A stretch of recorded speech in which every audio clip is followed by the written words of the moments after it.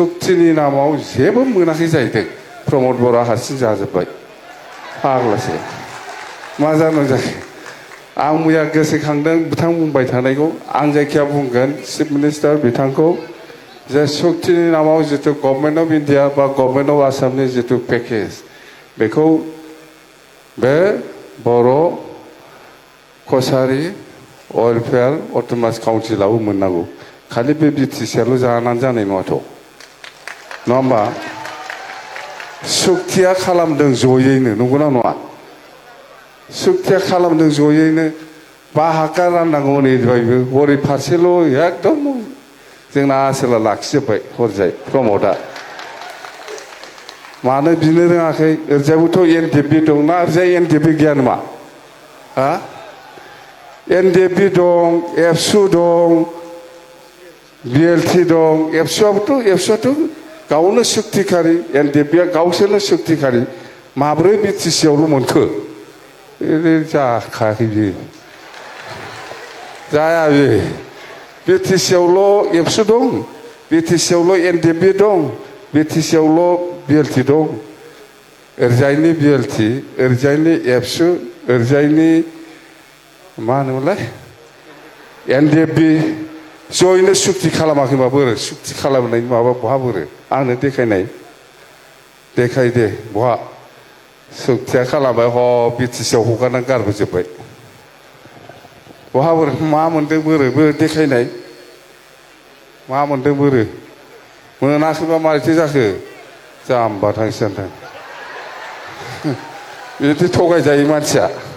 Long live, Long live, long live, UBP long live, long live, long live, UBP long live, long live, long live. Jai Bodo Harini, Jai, Jai Bodo Harini, Jai, Jai Bodo Harini. Jai. Thank you. Thank you.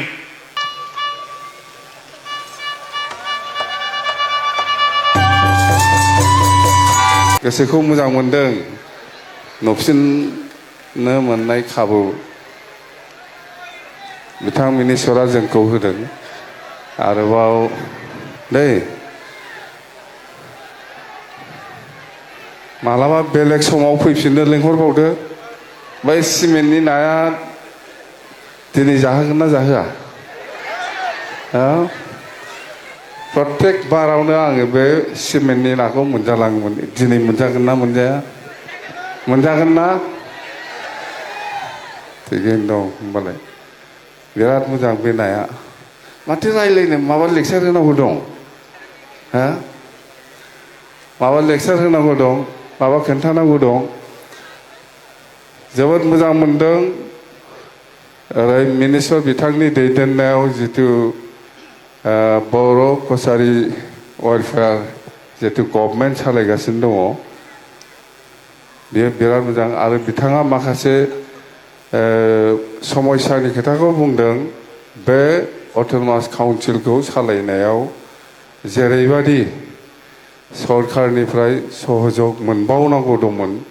बेयो एसे बाखि दंबावो होनना बुंदों आं बुंदों बिथांखौ आंबो जिहेतु बारा गोबाव जायाखै चिफ मिनिस्टार बिथांजों आं रायलायगोन नोंथांमोननि समयसाफोरखौ लानानै गामि सोनायनि समयसा जेनेबा रांखान्थि जेनेबा बे काउन्सिलखौ सालायनायाव जेसेबां रां नांगौ जेसेबां अनसुंथाइ नांगौ बियो खम जादों होनना बुंदों खम एसे बारा नांगौ जाहैदों जेसे बिदों बेखौ मोनाखै बेखौ रायलायजागोन आं दा हेलिकप्टारावनो बिथां केबिनेट मिनिस्टारजों रायलायलांगोन आं मानो मोना नोंथांमोननि समयसानि खोथाखौ मिनिस्टारा आंनो खोन्थाखाबाय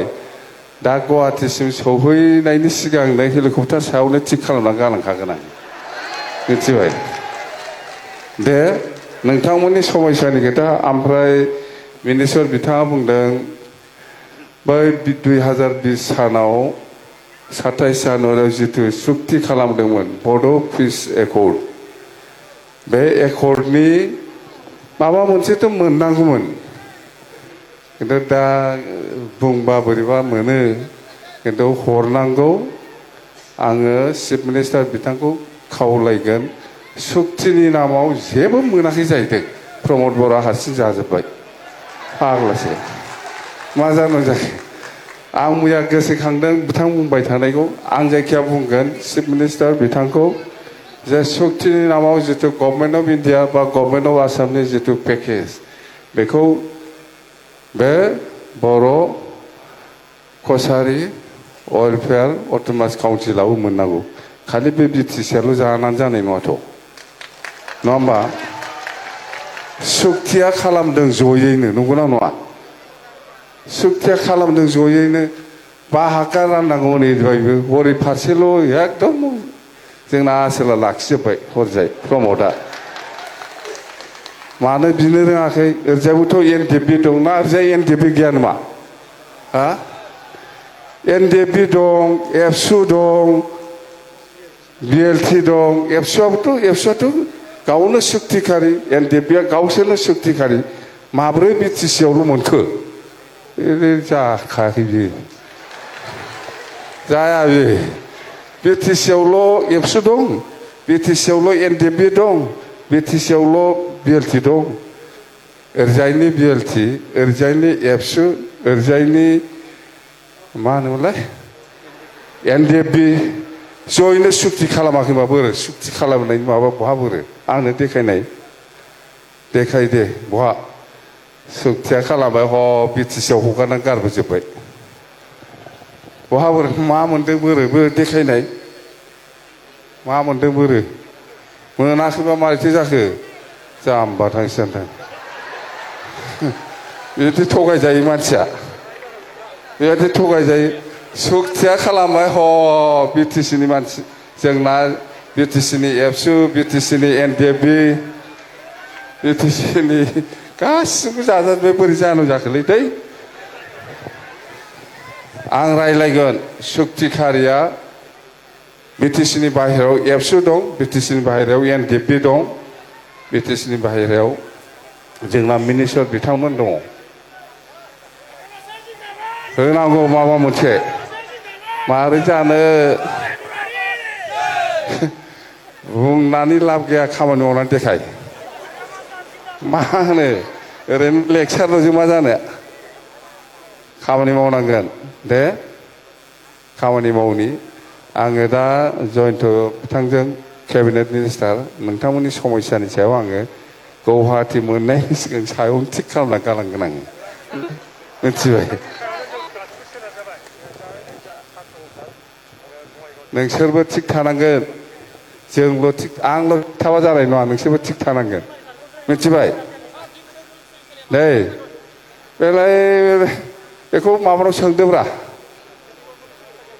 बेखौ माबानाव सोंदोब्रा जोंना मा होनो दिपेन बर'नाव सोंदोब्रा जाम्बा आं राजनिथिजोंसो लेथार है बबाव फाग्ला जागोन नों बुंबायथ' सोंगोन आङो दे जागोन जोंना मुलुगसोलोंसालिया हरजाय मोनसे जाबाय आरो नामावगौ दे सिमेन्टनि